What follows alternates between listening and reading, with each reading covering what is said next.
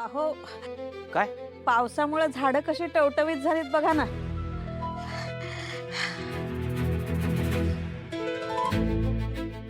आजोबा, आजींची तब्येत बरी नाहीये का?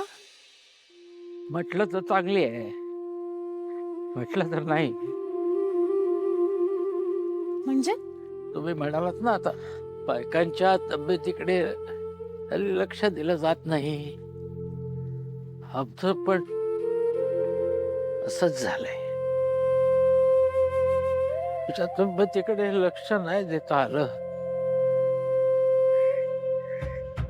मुलं आमची तिकडे परदेशात असतात. त्यांचं घर, त्यांचा जॉब, त्याची मुलं बाळ, त्यांचं शिक्षण याच्यातच रमलेले असतात. वेळ नाही मिळत त्यांना.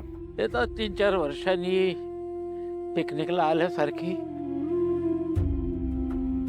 आम्ही दोघंच असतो आता इथं. लग्न झालं, मुलं झाली. मी कसा सतत फिरतेच्या नोकरीवर. मुलांची आईबाबांची फरफट होऊ नये मग इथंच राहिलो. एकटीने सांभाळलंही नाही सगळं घर. काही कुरकुर नाही, काय नाही. माझं घर, माझे आई वडील, माझी मुलं, त्यांची मुलं, सगळं एकटीने सांभाळलं. आणि एवढं करून घराला हातभार लागावा म्हणून शिकवण्या पण केल्या हिने. माझ्याकडे कधी जास्तीचा पैसा पण नाही मागितला. बायकांना कसं घराचं बजेट जमतं ना, तसं आपल्या देशाच्या अर्थतज्ञालाही नाही जमणार. मी यायचो अधूनमधून घरी पाहुण्यासारखा, पण चेहऱ्यावर आनंद कायम. घर हसून स्वागत करायचं माझं.